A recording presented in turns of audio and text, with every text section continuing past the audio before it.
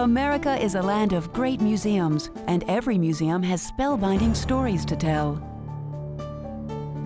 America's great museums, their stories are our stories.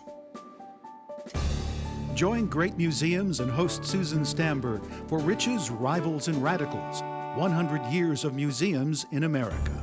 Major funding for great museums is provided by the Eureka Foundation, dedicated to the educational power of television and new media.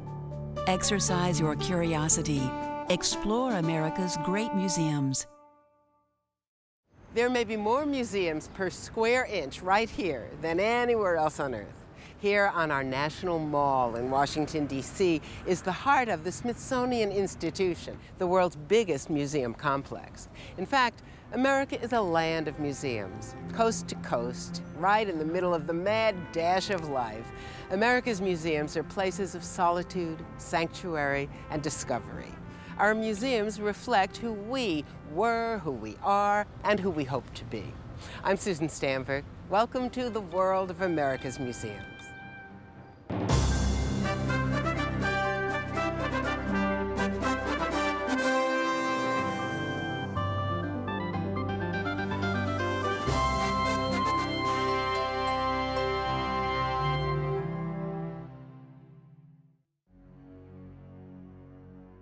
The history of America's museum world is filled with all kinds of charismatic, commanding characters, focused, sometimes obsessed, people whose passions fueled the building of a veritable museum empire. Americans are a very acquisitive people. We like our stuff. And the kind of stuff that we like and the kind of stuff that we collect has changed as our society has developed, and so too have museums. The first museum on American soil was started in 1773. The Charleston Museum is older than the nation. The idea was to capture the natural and material history of the Low Country. 200 years later, the museum's archaeologists are still digging history right out of the dirt. As we get deeper, hopefully we'll get a separate 19th century layer and a separate 18th century layer. Museums are not all the same. There are some that are so traditional, that are ripe with objects and long labels. The light reflects off of me. There are others that are really driven by technology and innovation. Each museum is like a person.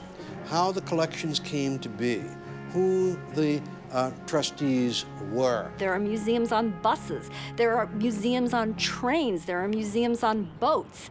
What you don't ever want to do is say there's one goal, there's one path, there's one museum. Charles Willson Peale of Philadelphia is credited with founding the country's first public museum. Peale made an heroic effort to attract visitors by linking patriotic history, natural history, and art. It could really be considered a great cabinet of curiosity. It had mastodon bones. It had paintings skied to the wall. Before the Civil War, P.T. Barnum's American Museum on Broadway in New York was probably the most popular museum in America. In 1865, after the building went up in flames, Barnum took his show on the road. P.T. Barnum had objects like mermaid skeletons. I mean, it was real show business. The business of politics propelled the Smithsonian Institution, signed into law by President Polk in 1846. The founding donor, James Smithson, was an English scientist who never even visited the United States. It is a classic American political compromise, very broad in its mandate. And today, more than a dozen separate national museums, each providing a piece of the mosaic that is the American identity. That's the Smithsonian. We are the Museum of the United States, so we have a responsibility to the American people. For half a century, well beyond his death in 1799, George Washington was the American identity. Standing in front of his uniform at the Smithsonian National Museum of American History feels like a close encounter with the man himself. When I worked at the Smithsonian, one of the things I used to love to do was just go into the storage room. One day I opened a drawer and there was Lincoln's top hat. Opened another drawer, there was the compass that Lewis and Clark carried. Initially, there was simply one museum at the Smithsonian, a single United States National Museum. Now called the Arts and Industries Building, at one time it housed all of the Smithsonian's collections. And one of my more favorite photographs are some of the airplanes over the top of the presidential China collection. With the 1976 bicentennial, the planes got their own home at the National Museum of Air and Space. Going from the Wright brothers, through Lindbergh, through the X-15, through the Apollo landing on the moon, you make me realize that it's not that far a leap from when we were only up for 15 seconds with the Wright Flyer to getting to the moon.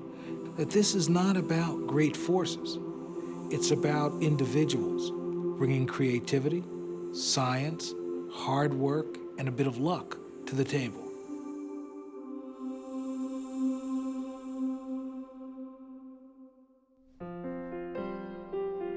The history of museums in America is directly linked and parallel to all of the good things of a capitalistic society, of serving, improving, and of maximizing everything in society. In the late 19th century, the museum-building business in America was booming. The catalyst for that was the driving sensibilities of a very few people and the massive immigration of people from Eastern Europe, from Greece, from Italy. There are all kinds of concerns about urbanization, and one solution that wealthy industrialists had was to found institutions. So they founded hospitals, they founded libraries, and they founded museums. The son of a poor Scottish weaver, Pittsburgh industrialist Andrew Carnegie, through his gospel of wealth, promoted the idea that successful capitalists were duty-bound to use their fortunes to improve society. The great robber barons, these are the robber barons who are plowing across the country. They were certainly ruthless. They were interested in their self-aggrandizement. They had enormous egos. All of that, I think, is clear. Whether America would have had great collections without them is another question. By the time he died in 1919, Andrew Carnegie had helped define the Industrial Revolution. He had turned Western Pennsylvania into the steel capital of the world and had accumulated and given away $350 million. That's nearly $4 billion today. Others took up the cause as well. Their idea at that time was that the museum would turn America from this raw, violent continent into a cultivated European aristocratic continent. Spending only a fraction of what Carnegie paid, Isabella Stewart Gardner assembled an exquisite collection of masterpieces under the watchful eye of her advisor, Bernard Berenson. She was a radical. She was a rabid Red Sox fan, and she had a vision to create a Venetian palace where people could go and see absolutely the finest art. And she was going to do this in Boston. And she bought certain works of art, a work by Titian, a certain work by Rembrandt. She was very discerning. She was very careful. J.P. Morgan brings together all the images of the ruthless, obsessive collector, the tycoon collector. He accumulates whole collections, and he would buy whole collections. Morgan also had taste and knowledge, and he filled the Metropolitan with his work, not only the Metropolitan, but the Wadsworth Athenaeum, and, of course, the Morgan Library. Today, the Metropolitan Museum of Art has over 5,000 years worth of masterworks from every civilization, every culture, all under one roof. When you study history, you are reading about events, but you are not experiencing them. When you look at a great Chinese painting of the Ming Dynasty, you are, in a sense, in the Ming Dynasty. You've taken a time machine. The picture is of that time, of its time and of our time. It's a magical experience. You go to the Metropolitan Museum of Art on a Sunday or a Saturday or almost any other day, at least I am struck by the enormous numbers of people who are there, and who are there in many parts of the museum, in the Egyptian galleries, or in the Far Eastern galleries, or looking at oceanic art, or wandering through the European painting section. The Metropolitan Museum of Art is also credited with America's first blockbuster, the Great King Tut exhibit. Over 55 glittering treasures from Egypt, and it set off King Tut mania. The mastermind behind the King Tut exhibit was Thomas Hoving, director of the Met in the 1970s. He was crowned king of the blockbuster. King Tut transformed the museum world. But museum mania began at the end of the 19th century with dinosaurs. Every time people have a new discovery of a dinosaur, we're talking about the 1890s here, we're talking about the 1900s, it makes headlines. It's a huge headline. People line up. And one of the interesting things is you get this competition between collectors, right? And when one collector, like J.P. Morgan, finances an expedition out to the western United States to collect dinosaur bones, Andrew Carnegie's got to finance a larger expedition. And his scientists unearthed a dinosaur that is at that point the largest find ever. And it's taken back to Pittsburgh and it's put up in the Carnegie Institute. And then copies, casts of the dinosaur are made, and they're actually distributed all over the world. The biggest dinosaur hit of modern times was Sue, the T-Rex at the Field Museum.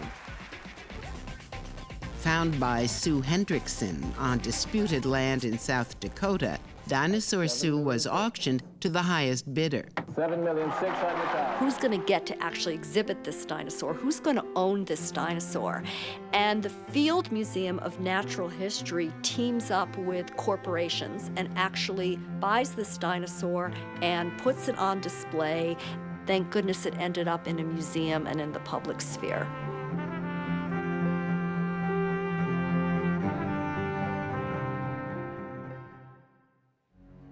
John Cotton Dana is one of the most important museum directors of the 20th century.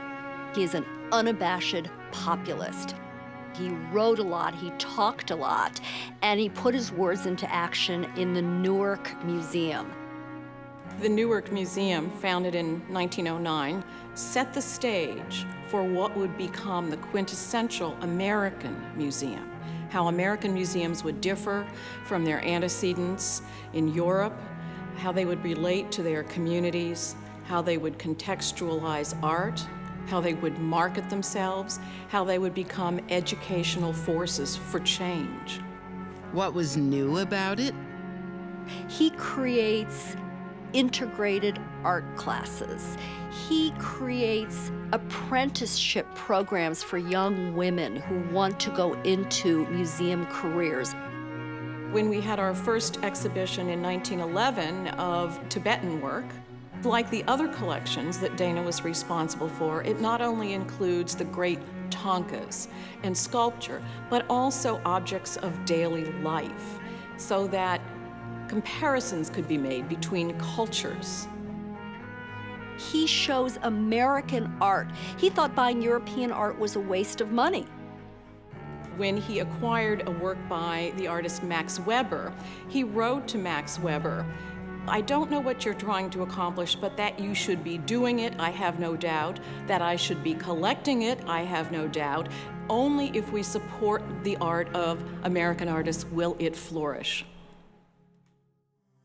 Cut from the same progressive cloth was the visionary philanthropist Julius Rosenwald, president of Sears and Roebuck Company. he goes to Germany and he visits a museum called the Deutsches Museum. And he sees for the first time scientific exhibitions where you can touch things and you can push buttons and you can pull levers. And he says, I want to build one of those for Chicago. And he comes back and he founds the Museum of Science and Industry. And this is an ode to technological progress. The museum opened in 1933 with the famous coal mine exhibit. Coal was fueling the Industrial Revolution then. Even today, coal is the single largest source of electricity worldwide. Just imagine having to work in here 8 hours a day, 5 days a week. What do you think? It was based in part on an actual coal mine with a bit of theater added to it, so you really felt like you were traveling a mile down in the earth. First, the coal has to be blasted, and then it's put into these shuttle cars. They manufactured a special perfume that smelled just like a coal mine. Now, what we're gonna do next is walk through this geological crosscut. Everybody has a role to play in science and industry. And that was actually Julius Rosenwald's goal, was to interpret science and industry within its social context. It always impacts people's life, and that's the story we want to really explore here at the museum. Nothing affected American life more than the automobile and the assembly line. In the 1920s, Henry Ford's goal at the Henry Ford Museum and Greenfield Village was to preserve the evidence of American innovation and ordinary genius. He actually buys up buildings from other towns and transports them to Greenfield Village. So he buys the building where Thomas Edison invents the light bulb, and he even buys soil samples from this building so that he can transport not only the building but also the soil. At the same time, John D. Rockefeller has a grand vision for preserving America's colonial past. The project takes off in 1926. So John D. Rockefeller is, of course, the son of the first billionaire in America. What he does is buys an entire town, a crumbling town in Virginia called Williamsburg. And the buildings become the objects. The 1920s sees the flowering of America's great historic preservation movement. This is when the term Americana is coined, and then states start coining their own terms, Texicana and Californiana. Historic preservation began in the 1860s with the Mount Vernon Ladies Society. They saved George Washington's former home from vandals and decay. But in the 1920s, Abby Rockefeller, Lily Bliss, and Mary Quinn Sullivan had a vision for the future. While John D. Rockefeller was founding Colonial Williamsburg down in Virginia, his wife, Abby Aldrich Rockefeller, was founding the nation's most important contemporary art museum. I was the youngest of 6 children, so I spent a lot of time with Mother, visiting museums and seeing paintings. She was not only fond of contemporary art, but the fact that she did enjoy contemporary as well is perhaps the most unusual aspect. The concept behind MoMA originally was to create a space where contemporary living artists could show their work. Amazingly, MoMA was actually founded in 1929 as the Great Depression was taking hold. One would think that the Great Depression was a very hard time for museums in this country. Ironically, it wasn't. It was a time of a flowering of museums. Roosevelt's Works Progress Administration was essentially an employment program. Artists, architects, construction workers, educators all found work in America's museums. They built dioramas, they built buildings, they created murals, they cataloged objects. They built a vast new system of museums for the National Park Service. and you get an infusion once again of this progressive educational ideology. And then the 50s come and we get very conservative.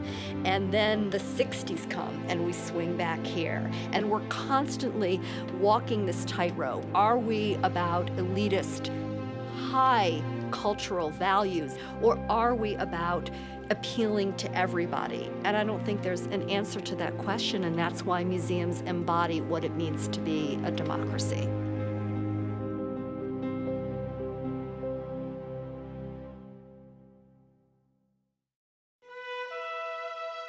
Museums can teach history so you never forget it. Study after study has found that Americans trust museums more than they trust books, more than they trust schools. And I think that the reason for that is that we have the objects. The jail cell where Martin Luther King wrote the letter. The chair where Abraham Lincoln sat when he was assassinated. One of my favorite objects at the Henry Ford Museum is the Rosa Parks bus. This stuff that we have has importance to people because it is evidence, irrefutable evidence, and that's what objects are. Here is the physical, tangible evidence that it is so. But suppose there are no objects. What then? The history of African Americans in our country has whole chunks of their history not available in objects, available in story form, available in memory, available in song, but not in objects. That didn't stop Margaret and Charles Burroughs from starting a Black History Museum in their home, just as the Civil Rights Movement was revving up. In 1961, when we opened up in my living room, we started out with what we had, because my husband, Charles, and I, we had collected things from Africa. And people began to bring us things, you know, once they knew what we were trying to do. People would call me and they say, you know, my uncle was a missionary in Liberia and he brought back some sculptures and all. Would you like to have them? Yes. Now, there are over 125 Black History Museums throughout the country, Detroit, New York, St. Louis, and all of those places. The fact that these things are growing and developing, it gives you a good feeling. It makes you healthier, and it keeps you younger. Margaret Burroughs clearly opened doors wide for people like me, and I know that I'm standing on those shoulders. She says, you have to understand our story to understand your story. She recognized that what museums do, more than anything else, is they legitimize a people's culture. And if you're not there, you run the risk of being invisible. In the 1980s, the story of the Great Migration of African Americans from the rural South to the industrial North became very visible at the National Museum of American History. From Field to Factory was not the first major exhibition to look at race in America, but it was one of the most important because it was one of the first at the Smithsonian. People thought, well, there's nothing of material culture of African Americans, so, you know, how are they going to do museum exhibitions? It can be done with just a few key objects, like the simple cabin of a Black tenant farmer.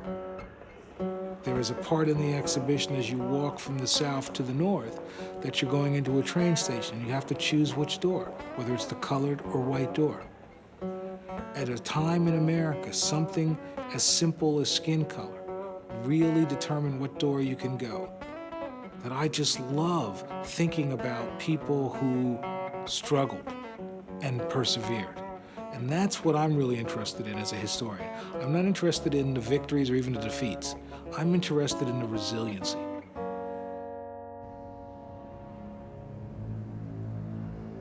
Another story of perseverance is told in Washington, D.C. at the National Holocaust Memorial Museum.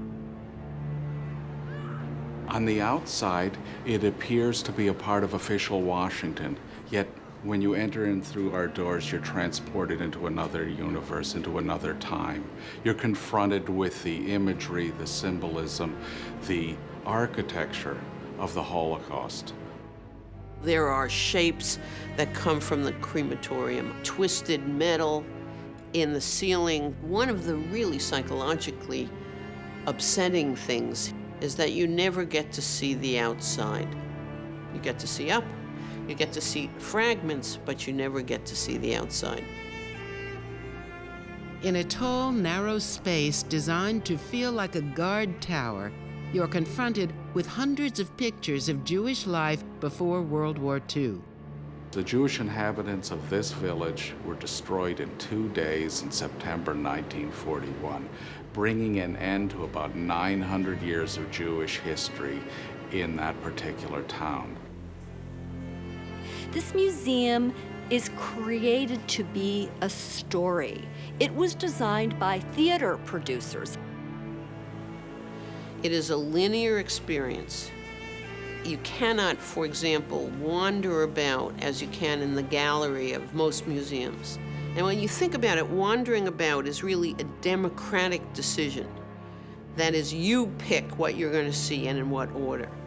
In the Holocaust Museum, it's really an autocratic decision. You either go forward or you go home. But there is no wandering about, thank you. Simple objects at the Holocaust Museum tell terrible stories. Ordinary metal bowls, the dinnerware of the prisoners. Endless pairs of scissors, confiscated from suitcases for recycling. And a gross, twisted pile of 4,000 shoes. The shoes are placed in a very small area.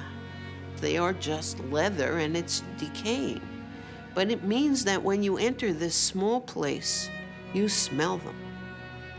The power of smell in the presence of these touching artifacts, and that is a jumble of people's shoes where you look at them and you realize how unprepared they were to die. Sandals and the equivalent of flip-flops.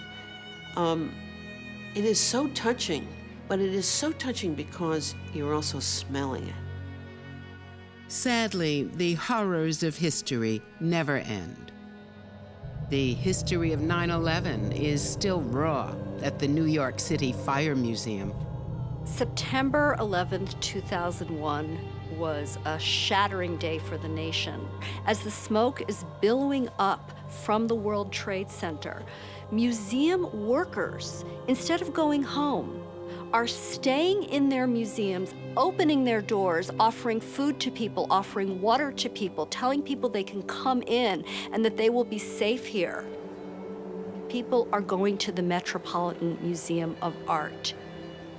In troubled times, art becomes, because it is such a constant through history, a reminder that these times will change, the pendulum will change. And so tremendous reassurance and comfort derives from seeing great works of art that also have emerged out of very difficult periods. And that has to give us a sense of uplift and of confidence.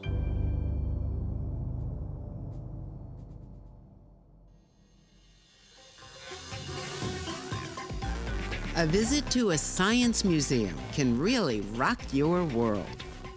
We might go, I got it. I know why hurricanes are the way they are. I know why a tornado is the way it is. You have a personal aha phenomenon where you understand something that you've never understood before.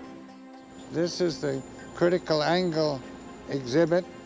A master of the aha moment in science museums was the legendary Frank Oppenheimer. He was a brilliant physicist, a wonderful spokesman and visionary, very passionate. Frank Oppenheimer had worked on the atomic bomb project at Los Alamos. He moved out to San Francisco in the late 1960s, and in an old airplane hangar, right on the edge of the Golden Gate Bridge, he founded a new kind of science center called the Exploratorium.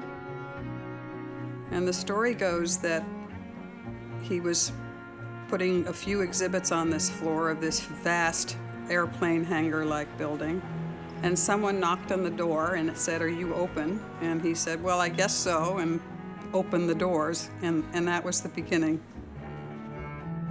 What Frank Oppenheimer had in mind was a new type of learning using real basic science and physics. He started a revolution in science education. He didn't want people to look at objects. He wanted people to interact with objects. The Exploratorium is made of a very basic phenomena in the natural world. Light waves, bubbles, the bands of color in an oil slick. There's nothing here that isn't honest and basic. The machine shop is the heart of the Exploratorium experience. All of the exhibits are made in-house, right on the exhibit floor. What it does is it tracks me. The light reflects off of me and it can sense where I'm at and it just follows me back and forth. If I get too close, You'll see the enthusiasm of the men and women who are making the exhibit. They are like artists, really, and like lab scientists. They are working very hard to understand themselves what will make a very instructive, playful exhibit for our public. It's just because there's too much gain in the electronics, but it actually, it's so simple, and yet it seems to have some amount of personality. I knew Frank Oppenheimer. When I first met him, he asked me how often I went on the exhibition floor to watch the visitors' participation, and I said never. And he walked me out onto the floor to say, you're doing this for the visitor, and you therefore have to watch what they're learning from what you're doing, and you have to tinker with what you're doing until they understand it. Tinkering is the operative word at the Exploratorium. And it is Frank Oppenheimer who coined this great phrase, "Nobody flunks museum." This motto became the mantra throughout the world of science centers and children's museums. The children's museum movement really comes of age in the early 1970s, late 1960s. You have parents who are becoming disenchanted with the public school system and are wanting to found museums where children can come and have educational experiences, and they find the perfect spokesperson, the perfect idealist, the perfect passionate person who's willing to pull this all together in 1962 at the Boston Children's Museum, and that is Michael Spock. Mike Spock is a legend. He influenced a whole generation of museum educators. Mike came along at a time where we needed a new paradigm for the museum experience. If a art museum was about art, if a history museum was about history, if a natural history museum was about the natural sciences, the children's museums were not about something. They were for somebody. It was a client-centered institution, and that was the breakthrough. That was the thing that tied everything together. It was for kids, it was for their caregivers, it was for teachers. It dealt with science, it dealt with art, it dealt with history, but it was for somebody. And once that occurred to me, everything then followed. Everything made sense. Kids have been lining up at children's museums for a long time. The Brooklyn Children's Museum started in 1899 and the Boston Children's Museum in 1913. The model was instructional, more like a classroom. He transforms this museum into an interactive, very experimental, vibrant community space of activity, and this is considered to be one of the great experimental places that launches the Children's Museum movement. We're the duck catchers. We created all these new interactive exhibits where kids learned about real life, and they learned about how a city works. They learned how sewers worked, how to understand the world in which they live. Kids are learning machines. Play is the way kids learn, and you don't have to dismiss things as being playful. They are it. That's the real stuff that's going on there. You're not trying on just the clothes, you're trying on the business of being an adult, of being grown up. This is one of the few places that families go together and spend quality time together. And I know we've created those landmark memories in a family's history, deep landmark memories that are about learning and about enjoying each other. I think we can say with confidence that play is learning, and that is not a waste of time.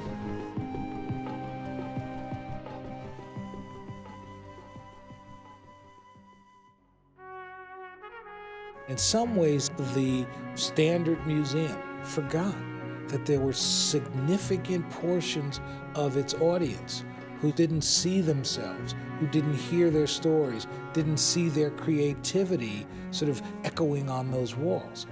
But in the 1970s, for the first time, there are federal arts and humanities agencies that can funnel money to museums. You see the founding of the Anacostia Museum in 1967 in Washington, D.C., the Wing Luke Asian Museum in Seattle, the El Museo del Barrio in New York City. You get this tremendous surge of idealism.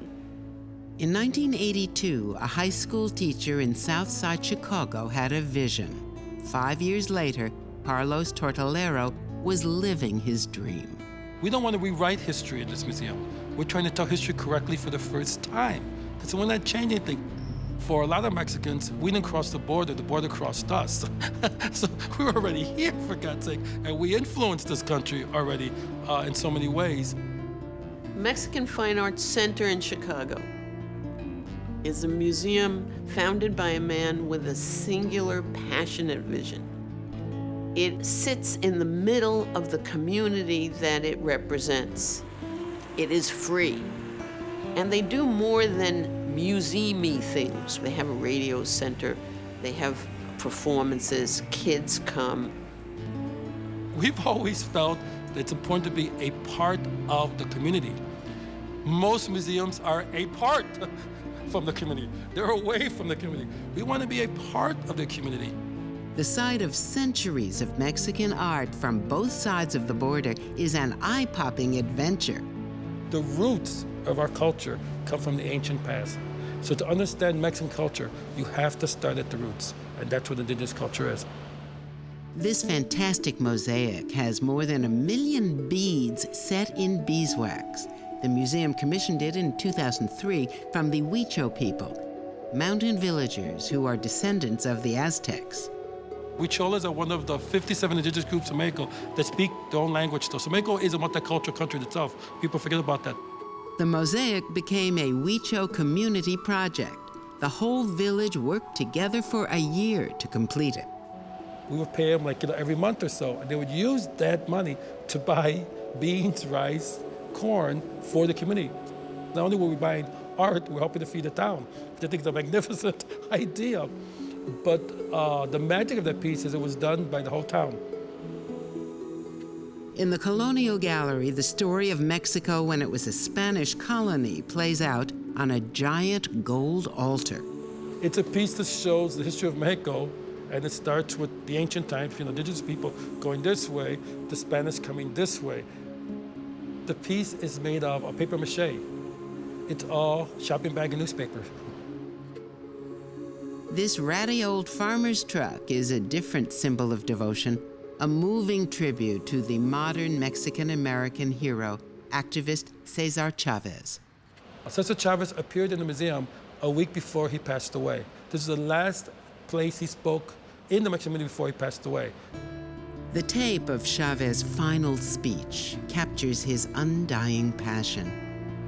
We figured we can't show the tape inside the wall. That's so cold. So we bought a farm worker's truck, and we put him in the back of the truck, the screen, the monitor, with crates with all the protest signs all around it to make it seem like he's at home. And that's the whole point, making people feel at home. Many people are afraid of institutions. I am still afraid of institutions, and I created one. I've always had this thing that if it's big or something, that's not for me. So if I feel, imagine people who have never walked into a museum in their life. When you have somebody from the community who walks into this museum, for the first time going to the museum, it's a brave step. On the whole, Native Americans spent a good deal of the 20th century trying to get away from museums. The Native American community has been the single largest change agent in the museum world in the last half century. Culminating in the Smithsonian National Museum of the American Indian. It opened in 2004. Americans believed that the Native American culture had gone extinct. You have anthropologists going out and just grabbing stuff, digging up graves, and in some extreme cases, actually accessioning live human beings, such as Ishi from California, who lived in a museum. So you've got these terrible stories. Now, tribal leaders can request, and the law will require, that sacred objects and ancestral remains be returned or repatriated to the tribe. We are talking about interpreting and representing living cultures and living peoples at the National Museum of the American Indian. It's not just talking about a past that may have belonged to the life of Native peoples, it's talking about their present and their future, and the fact that they are still here. Founding director Rick West is Cheyenne. One of the things that Rick West understood in the beginning was that if we were going to build a museum different, as he called it, we would have to ask Indian people about what kind of museum they wanted. The museum tries to represent all of the more than 500 tribes in the U.S. and the nearly 35 million Native people of Central and South America. What they said was not more objects, but an inviting place where cultural exchanges could happen. The vast rotunda is that place. But it's the Cultural Resource Center in Maryland that's the soul of the museum. Here, nearly 1 million objects are housed and used in tribal ceremonies. Traditional Native American belief holds that many objects are imbued with the spirit of the maker. So special care, even food, light, or water, is sometimes required. The central core issue about the National Museum of the American Indian is that Indians are telling you their view of the things. And it's very new and different for non-Indian America to understand that the things, the same things they saw before, can be talked about entirely differently.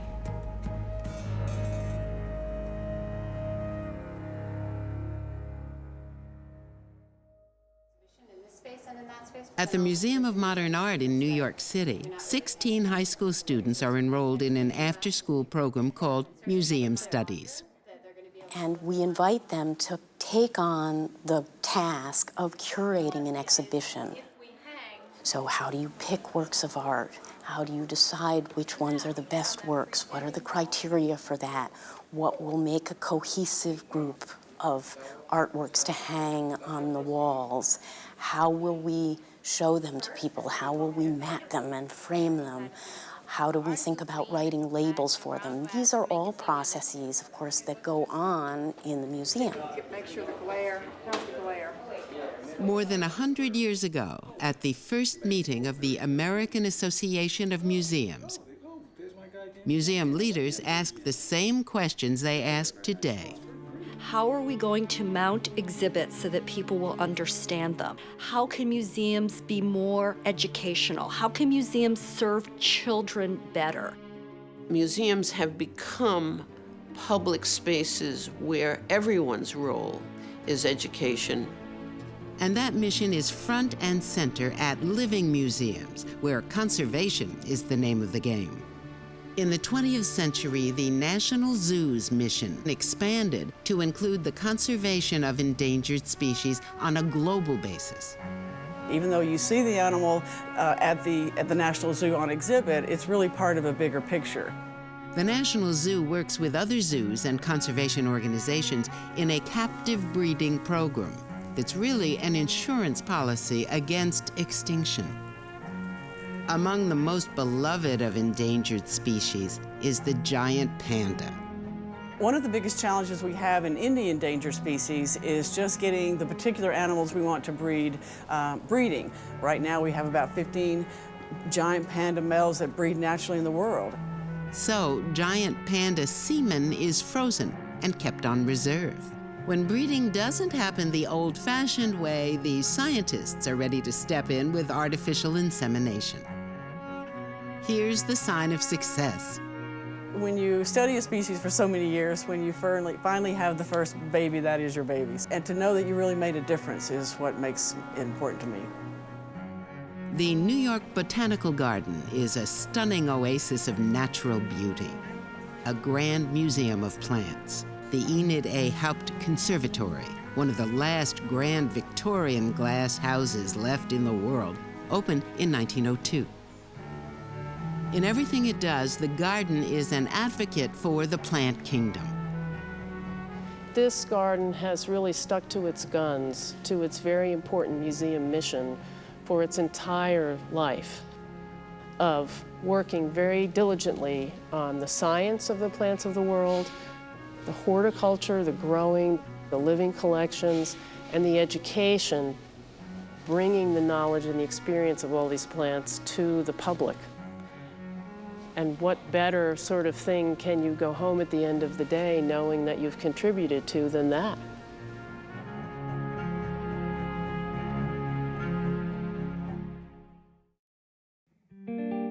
There's been a great deal of thinking about museum and museum architecture over the last 25 years. How do you build the ideal museum? And what should that be? America's greatest art museums have accepted the challenge of creating architectural icons that are the pride of their communities. You need things that pop out. Museums become this coveted commission in the mid to late 90s, and this is where your Frank Gehry's and your Calatravas and your Renzo Pianos start building these incredible structures that stand out in a landscape. Across the pond, on the shores of the Italian Riviera north of Genoa, a glass elevator is the only way to reach the building workshop of architect Renzo Piano. The workshop itself is the embodiment of light and transparency. Ideas that Piano brings to all his designs. With a new century comes a new vision, a sparkling village for the arts at the High Museum in Atlanta. The story we wanted to tell with this building is a story about art. It's about enjoying art. It's about preserving art. And about seeing the art. You cannot bring natural light by sight on the museum, otherwise you are blinded. The only way to bring natural light in the room, in the space for art, is from above, from the top. Up on the rooftop of the High's new galleries, row after row of hooded skylights, 1,001 skylights, collect the safe northern light and channel it down to the new galleries below. It's a bit like the opposite of a sunflower. The sunflower looks for light from the south, and you have to look for light from the north. And the reason is very simple, because by doing this, you don't have direct sun inside. But that's not all. Piano reshapes an entire block on Peachtree Street into a village for the arts, carving the center into a plaza for eating, walking, shopping, enjoying. But there is a moment then when you mentally take your shoes off, you change the speed, you go up, and you find yourself in a different dimension that is by definition silent. It's a silent dialogue. And that silent dialogue must be protected, otherwise you may forget the reason why a museum is a museum. This is the earliest permanent museum building in this country. It was built in 1842 in Hartford, Connecticut, to house the collections of the Wadsworth Atheneum, America's first public art museum. The idea in those days was to create a protective sense of enclosure, like a Romanesque or Gothic castle. The Smithsonian's first building from 1851 is even called the Castle. Its story shows that right from the beginning, star architects were itching to have a museum under their belts. There is a competition, and the competition is run by the architect James Renwick. Washington is a city with white marble classical architecture. And what you have for the Smithsonian is this very radically different red sandstone, complex, turreted, medieval looking building. Talk about radical. In Philadelphia, at the Pennsylvania Academy of Fine Arts, the exuberant Frank Furness wrapped everything he could think of into the building. Right next to motifs made with modern machinery, he actually leaves the raw materials exposed for all to see. Not unusual today, but this was 1876. You enter a dark, cavernous area, and suddenly there's a skylit 30-foot bright blue ceiling speckled with silver stars that explodes into a well of light and space. And up in New York, at the Metropolitan Museum of Art, who would guess that at its core, the Met's Victorian home still stands? The exterior wall is now interior. Its cathedral-like space, first opened in 1880, now houses part of the Met's medieval collection. Today's Met stretches 1,000 feet along Fifth Avenue in Central Park, an icon of the splendid Beaux-Arts style, a richer, more ornate version of classical Greek and Roman architecture. Neoclassical temple museums form most people's sense of what a traditional museum looks like. There's a pediment, there are columns, there's a great set of stairs leading to the main entrance. It's built of stone. In 1939, turning architecture on its head, New York's Museum of Modern Art, designed by Goodwin and Stone, was the first truly modern museum. Up until this point, museums had been located in parks to really mimic this idea of aristocracy. The crew at the Museum of Modern Art said, no, we're going to move into the core of the city. We're going to build in a new architectural style, and we're going to even coin the name for this style, and it's called the International style. No longer do you go up huge flights of stairs into a European palace. You walk in right from the sidewalk. For its 75th birthday, MoMA called upon the Japanese architect Yoshio Taniguchi to reinvent the museum for the 21st century. And he came up with a number of brilliant solutions for us, not the least of which was to recognize that our greatest opportunity lay in embracing the city. And by opening the museum up to the city through windows and views and endless opportunities to look at and across the garden, you would become conscious of the way in which the museum fit into the city. It was knitted into the urban fabric, the grid of Manhattan. On the other side of the country, in San Francisco, the DeYoung Museum of Art, California's first and largest art museum, has been born again in Golden Gate Park. It was created as part of the 1894-1895 Midwinter Fair. And through the rebuilding of the DeYoung, we gift to the city a great piece of architecture, a great new museum for the 100 years looking forward. Basking in sunlight and success, the new DeYoung connects with its historic landscape like an element of nature. The moment that people came in, the life was just, infused into it. And I think that the public has told us now how much they love it, and that makes me feel really great. The excitement of America's museums is not the fleeting buzz of a roller coaster ride, but the life-changing thrill of knowing.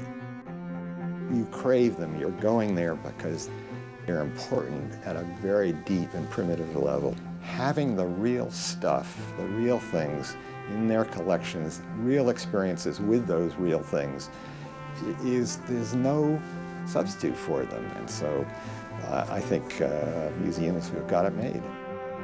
American museums are a treasure beyond price. The best thing I could say is take advantage of them, use them, make them your second home. What I love more than anything else is that when museums work, it means that the public owns the history, the science, the art, and boy, there's nothing more special than that. To order the DVD of this program or the Riches, Rivals, and Radicals companion book, call 1-877-226-3034 or visit greatmuseums.org. Museums connect us to the great history and mystery of life and civilization. Learn more about the American Association of Museums at greatmuseums.org. America's great museums, their stories are our stories.